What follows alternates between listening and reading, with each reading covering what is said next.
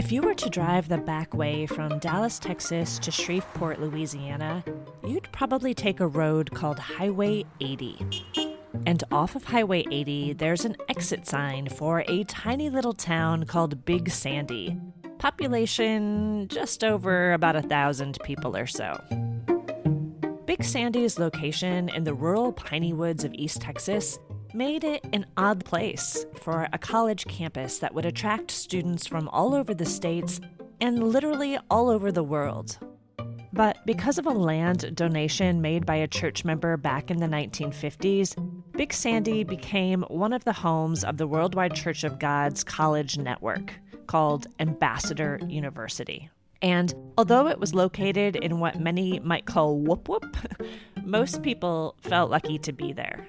After all, this was a special place. It was God's college, where the chosen sent their children to be educated and, frankly, to find a spouse, too. But to me, Ambassador is special for another reason, and that's because it's the place where I first met today's guest, DJ Grothe. From 13 Media, I'm Trisha Jenkins, and this is Worldwide, the Unchosen Church. DJ was sort of a character at Ambassador, if you will. He was mostly known for three things. The first was his insatiable curiosity and love for debate. You could often find him in the dining hall late into the night, verbally sparring over some philosophical point while drinking coffee and tea. The second is that DJ was a skilled magician. So people were always coming up to him, asking him to perform a card trick or a sleight of hand trick. He could take a dollar bill or a newspaper and rip it up into 3 or 4 pieces, and then somehow get it all back together to make it look brand new and hand back to the unsuspecting person in the audience. The other thing that made DJ stand out at Ambassador, though, was that he was somewhat openly gay. At a college and in a church whose leader made it clear that he viewed homosexuality in this way. God gave them up unto vile affections, for even the men, leaving the natural use of the woman, burned in their lust one toward another, homosexuality. And today they try to glorify that, and it's coming to the place where it's gaining public acceptance. Now, homosexuality is going to be absolutely accepted. You may have a homosexual as president of the United States. They glorify evil and lust and perverted minds. I recently caught up with DJ again when I went out to LA, and he took me to his favorite haunt, the Magic Castle, an exquisite institution that's essentially a private country club for professional magicians and their guests. At the Magic Castle, DJ's known for his community involvement and his love of magic, but he's also known for his work in the skeptic community. For decades, he was a leader at the Center of Inquiry, and he later became the president of the James Randi Educational Foundation. Both groups are nonprofits which work to mitigate belief in the paranormal and the pseudosciences. DJ's eventual involvement in the skeptic movement, though, I think would have come as a surprise to most people who knew him at Ambassador. And that's because he was one of the few people there that had actually joined the Worldwide Church of God on his own accord. He wasn't born into it. And frankly, he was pretty fanatical about the church's teachings back then. I wanted to sit down and talk to DJ about why, as a teenager, and specifically as a gay teenager, he thought that joining a doomsday apocalyptic cult and then moving to a tiny Bible college in the middle of conservative rural East Texas sounded like a good idea. I joined the Worldwide Church of God on my own as a teenager, and it was no small feat because, as people who are familiar with the theology of Armstrongism will attest, it's not easy to join the Worldwide Church of God. There's this notion of being chosen where you have to sort of prove that God wants you in the church, and they make you jump through a lot of hoops. So when I first expressed interest in the church for a good 6 months, the answer I was given initially was wait until you're 18, wait until you're older. Let's see if this is not just a fad or a phase for you, because it was unusual for a young person to join. But I bought it all hook, line, and sinker. And I was so passionate about the doctrines and the teachings that I think that was in its own way sort of charming to other members of the church. So I joined early on. I joined when I was 14 years old, the same year that I came out as gay, right? Not widely, but to my family and actually to the minister. And the same year I started, of all things, doing like magic professionally. So I was a teenage magician. So these three things, as disparate and unusual and unrelated as they seem, they all had something to do with the belief formation that I went through regarding Armstrongism and my place in the universe and all of that stuff. DJ says that he first learned about the church through his mom, who always liked to dabble in fringe religious movements, like those of the Seventh-day Adventists or the Mormons. She had actually taken him to see Armstrong speak when he was 12 years old, and eventually she subscribed to The Plain Truth, which DJ then eventually started reading. By the time he grew increasingly excited about the Worldwide Church of God, though, his mom had already moved on to explore another religious group. But DJ says that the theology of the WCG was very persuasive to him. When I landed on the Worldwide Church of God, it wasn't merely an attraction. It was the worldview that explained everything. One of the things I find so interesting about the Worldwide Church of God is Herbert W. Armstrong, unwittingly maybe, was a kind of American religious genius. And he did a sort of greatest hits. He picked and chose the best doctrines from all the wacky fringes and somehow put them all together in a set of beliefs that would seem otherwise very incompatible with all of these others, called British Israelism. This belief that Ephraim and Manasseh, two of the lost tribes of Israel, grew up over the ages to become England or the British Empire and America.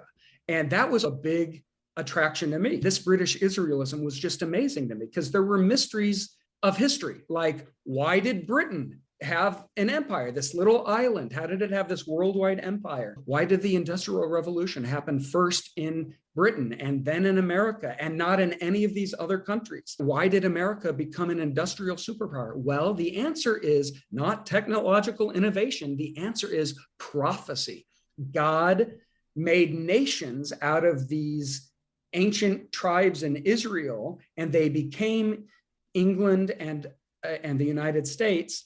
And once you had that key, then you understood current events, world politics, geopolitics. The Worldwide Church of God also offered up another key that was very attractive to DJ as a young person looking for his place in the world. When you're a teenager, you sort of think not only is what you're going through unique, but that you're the center of the universe, And Armstrongism taught a sort of doctrine that you are indeed the center of the universe. The 100,000 or so people in the Worldwide Church of God were the only people in all of human history that God chose.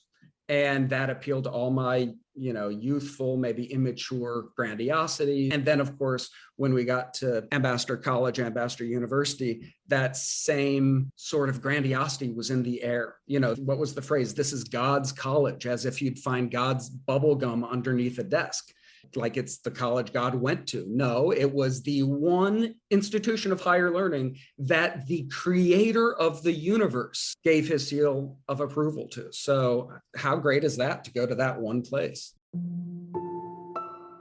So while DJ was attracted to the belief system of the WCG and the specialness that it made him feel, community that the church provided was equally alluring. In other words, if the doctrines of the church seduced DJ to the WCG, It was the community he found that made him stay. So I think, so many psychological needs met by joining the Worldwide Church of God. Sociologists of religion will point to that being one of the sorts of things that cause people to join a cult. The emotionally satisfying things you get out of it. It's not just epistemological. It's not just truth claims that you're evaluating. It's the community, and boy, did I get that in spades. Okay, so I had to stop DJ right there because I was a little confused by this claim. The Worldwide Church of God, at least how I remembered it, was not a particularly inclusive group, especially as it related to the LGBT community. So I wanted to ask DJ how he found refuge and how he found community as a gay teen in a church that viewed homosexuality as a sin. Well, I wasn't happy about being gay.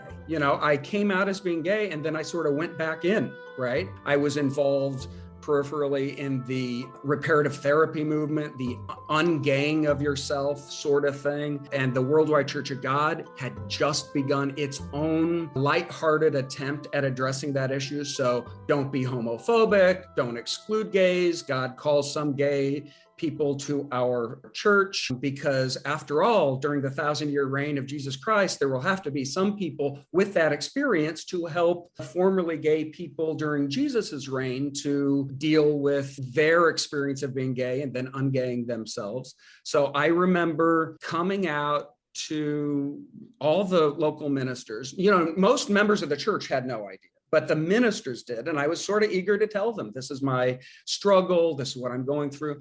And boy, they just took a lot of interest in helping me and being there for me. I remember one of the ministers who was an evangelist in the church, which, as you'll know, is the highest ranks of minister in the church, but he was in St. Louis at the time. I remember he would sort of 2-3 days a week for a spell there. He'd pick me up in the mid-morning and I'd drive around with him, while he was doing his ministerial thing. He'd do a visit and I would just hang out in the car and we'd talk for hours. And how meaningful that was to me. That was a big deal in my life. And it, getting that sort of attention and that love and that sort of sincere interest in who I was and who I was going to become was fantastic. Aside from the loopy theology, I'd recommend that to everybody. Okay, I 100% take DJ's point, but I don't want to give the Worldwide Church of God too much credit here. DJ says that while the ministers he knew were incredibly compassionate and caring, if they had thought that he was an active gay teen, their relationship to him would have been much different. So no one said you can't feel homosexual feelings because you're broken and still be a Christian, because God called you here. Of course you can, because God wants you here, you've been called. But they would have been universal in their condemnation of gay activity, right? If I ever said to, the evangelist, if I ever told him, by the way, I'm going on a date, it'd be the end of the world. I remember it at Ambassador College when I asked one of my professors I was really close to, and he had a really positive influence on my life, but I was on the cusp of sort of personally accepting my homosexuality, not talking to him about it. We'd talk about everything else under the sun, but I wouldn't talk about that. I was sort of figuring it out for myself. I remember asking him, hey, can I borrow your boat this next Saturday? Because I want to take one of my friends out on the lake. And it was a boy, right? But I never told this professor it was a boy. And the boy wasn't gay, right? He was just a close friend who accepted me and all that stuff. But I was head over heels for him. I remember us walking to Lake Lomo and, figuring out the boat thing. And this professor was working on another boat with a friend at the time under like a shed or something. And he was so visibly appalled that I was with a young man, to go out on the lake. He continued letting me use his boat, like he didn't make a big show and confront me then. But like the Monday after or the Sunday after, I got a very stern letter and I was summoned and we needed to talk about that. And I needed to assure him that we're not in a sexual relationship. He's my straight friend. He's accepting me. We're just, spending time together. So I don't want to give the impression that the ministers or the relationships I had with leaders in the church, that they were progressive in any sense. They were empathic, right? They showed sympathy for my plight, being a gay teen, a gay man in his early 20s. They weren't accepting of homosexuality at all. They loved me because I said I didn't love my homosexuality and I was fighting against it. I was struggling. I thought maybe I could marry a woman. Miracles happen. This is like an illness. God could heal me. All of this was part of the mix. Even at the churches in St. Louis I went to, no one said, we accept you for being gay. They said, we accept your struggle as a closeted homosexual. It was sort of romanticized that this is just my struggle, right? This is something I have to deal with. Other people have other things they struggle with. The Apostle Paul had the thorn in his side, whatever it was. And so God calls people with their own idiosyncratic struggles. This is the torch you must bear. This is the thorn in your side. So as you can tease out from DJ's comments, he finally began to accept who he was as a gay man a lot more in his college years. And he says that the friendships he made at God's college were actually really important in that process of self-acceptance.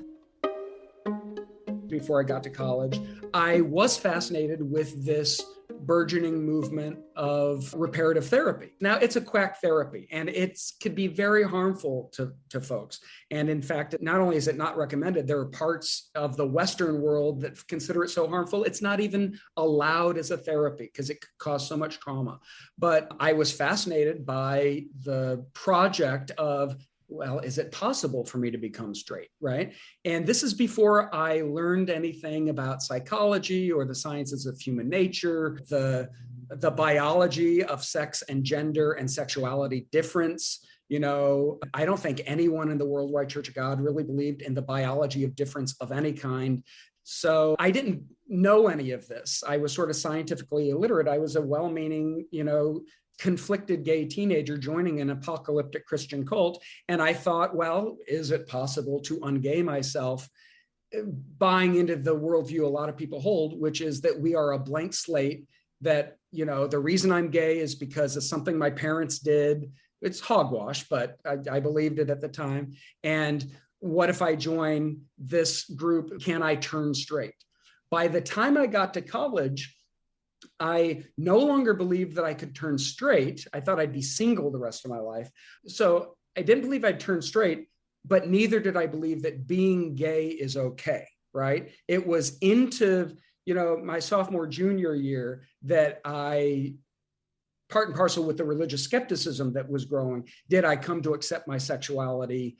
And it helped that, I fell in love with a boy at college and, all that drama. And he was an adorable straight boy, but loved me anyway. And I had other meaningful relationships. I don't know if you want me to mention, that you were one of them. Maybe you want to leave that out. But, had those things not happened, I'd probably still be a miserable, conflicted homosexual in a cult. What's that line there? But for the grace of God, go I. Like, I lucked out. It makes me grateful. The times that I've said that, to my friends who have had some trauma in the Worldwide Church of God, they bristle. And I want to try to be very sensitive to the fact that other people did not have this great experience, right? But even when it was bad or domineering, or a minister had too much say in my life, and all these things that sociologists of religion say are bad, you don't want to go to a church that's like that. Well, nonetheless, they worked for me at the time, and I'm grateful. DJ left the Worldwide Church of God a long time ago. And if you ask him, what was the thing that led you out? He, like so many other people that I know, will say it wasn't just one thing. It was an intersection of a lot of things. And for DJ, that intersection had to do with the skepticism that he developed from being part of the magic community when he was young, and how that skepticism only continued to broaden especially and somewhat oddly, while he was at what we now jokingly call the Colts College. I think my background in magic made me skeptical of a whole host of supernatural claims, especially things like psychic powers and faith healing and fortune telling, stuff like that, because you could very easily track the methods of those professional deceivers who are unethical, like Ernest Angley or the faith healers, or, street level psychics with neon lights where you go and you pay money and they engage in sophisticated psychological techniques to deceive you into believing they know things about you that they could only know were it supernatural, when in fact my background in magic revealed how these things are done. So that initial skepticism later at college broadened a bit more widely. I'm reminded of Diderot's line, "There's nothing like a Jesuit education to make you an atheist." Well, at Ambassador University, I think I got a pretty solid liberal arts education, and it supported my just skepticism. So I remember in one class, one of my favorite professors, whom I became very close to, he used as a textbook in one of his classes a book by an evangelical Christian historian of religion, if you'd be generous enough to call him that, called Understanding the Times. It was by David Noble, who his co-author, Tim LaHaye, also wrote all those Left Behind books. And this book, Understanding the Times, purported to teach the student and there are only four, the four worldviews extant in the world. So there was biblical Christianity, there was New Age stuff, which I was skeptical of already because of my background in magic. And Marxism was one. And then there was one he described as being called secular humanism. So I'm learning this at Ambassador College. Secular humanism, sort of, as I'm reading it, it sort of turned me on. And this textbook mentioned a magazine called Free Inquiry Magazine, which is like the secular humanist journal of opinion, right? I went to the Bible College library and they subscribed to it. And I start reading Free Inquiry magazine. So the magic and the skepticism of magic of other religions and supernatural claims, and my introduction to this idea of secular humanism, I started becoming sort of a religious skeptic at Ambassador College. I remember having long discussions, debates with professors that I really respected about these things. But as you might suspect, when DJ told some of his mentors about his newfound philosophy, they were less than supportive. Something that kind of crushed a young DJ. I remember a big blow to me. I was depressed for longer than I'd ever been in my life. I remember almost 2 weeks I was sour, I skipped classes, when one of the professors I really liked told me to throw away a book that was causing doubt on my end. And that just felt so antithetical to like what Herbert W. Armstrong would say, which is, don't believe me, believe the Bible, study it and argue with it. And so I wanted to do my homework. I wanted to address these challenges to Armstrongism and religion in general, a fundamentalist. First, it was a challenge to fundamentalist religion and then supernaturalism of all stripes. And I leave Ambassador. I eventually go to Washington University for grad school. I intern for Free Inquiry magazine, that organization. It's called the Center for Inquiry, the Council for Secular Humanism. While I was in grad school, I eventually get hired there. All of this is, a couple years after I lost my faith. But my experience with that, I think, informed this larger project of skepticism that the seeds of which were probably already there when I joined the church when I was 14. They just weren't comprehensive. It was like, be a skeptic of that fake magician, that fake psychic who's doing a magic trick. You know how the magic trick's done. So to be skeptical of some of these claims.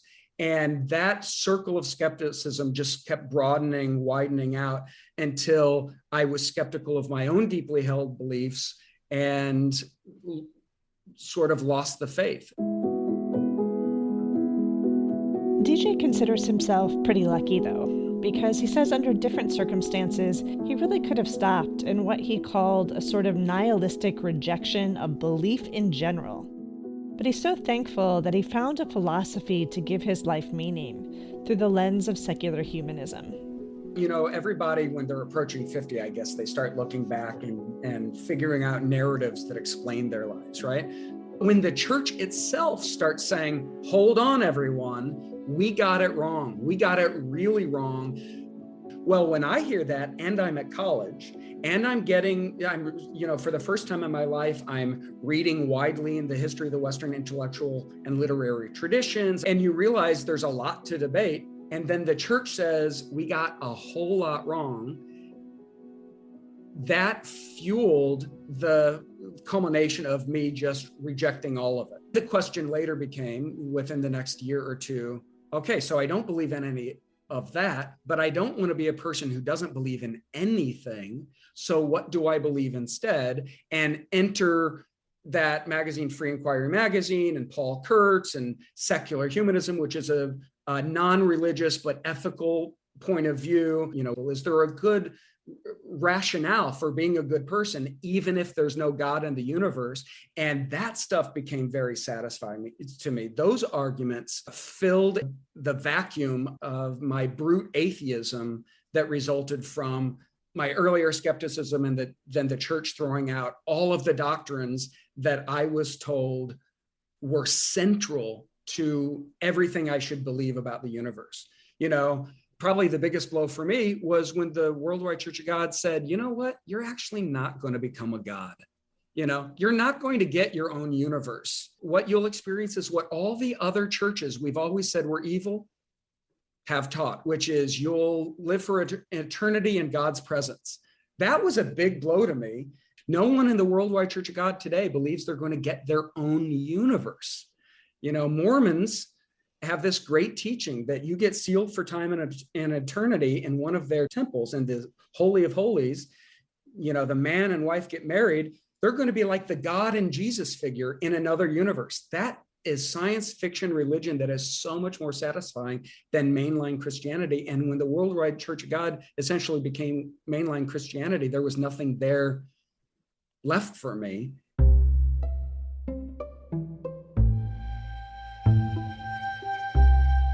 Now, almost 25 years after leaving the Worldwide Church of God, DJ admits that the one thing he does still miss about the church is a sense of community that it provided.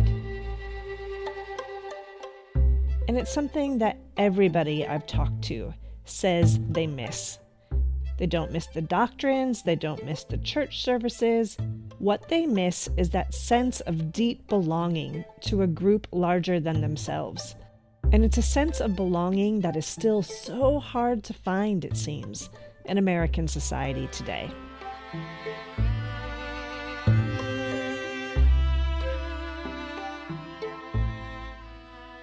Social scientists say the benefit of a community like that, belief aside, is the community. And one thing that's been hollowed out in American life in the last 50 years is that social capital. People, you know, what's the example? People don't join bowling leagues anymore. Almost everyone who calls themselves a Christian nonetheless does not go to church.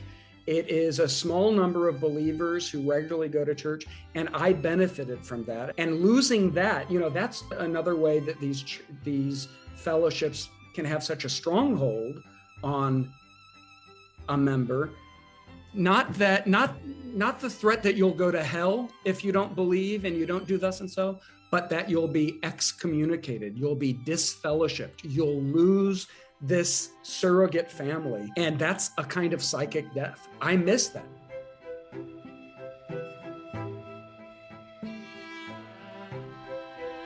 You know, Thomas and I, my partner Thomas, he's formerly Catholic, liberal Catholic. We've talked about joining, a UU fellowship or something, the Unitarians, or even going to the liberal pro-gay Catholic Church here in West Hollywood, California, not because of anything they say about our place in the universe, but because of what they say about your place here with us, right? I know a lot of secular people. I live in Southern California.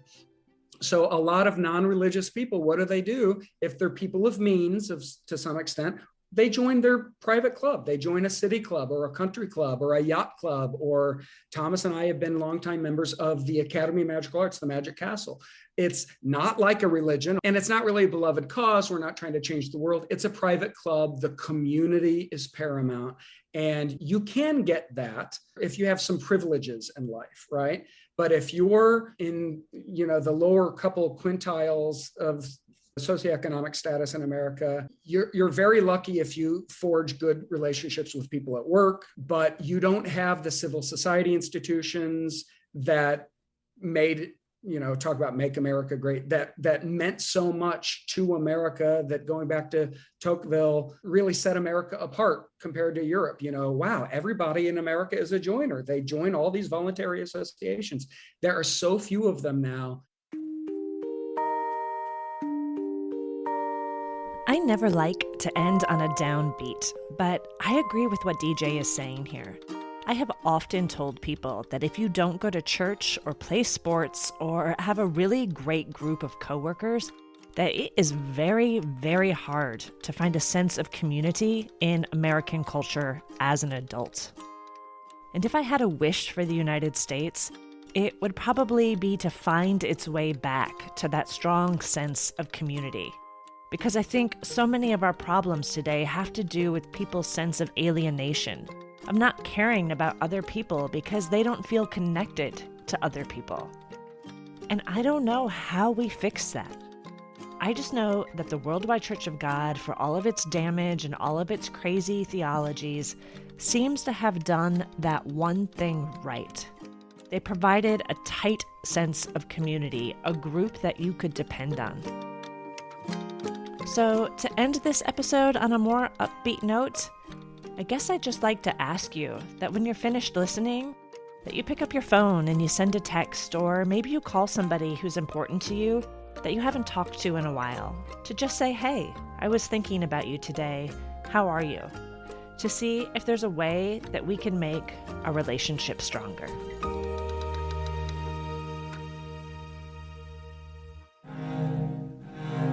Next up on Worldwide, the Unchosen Church. We need millions of dollars, and we are a big enough church to bring that. Take a look at what you have. Gold, silver, 401ks, stocks.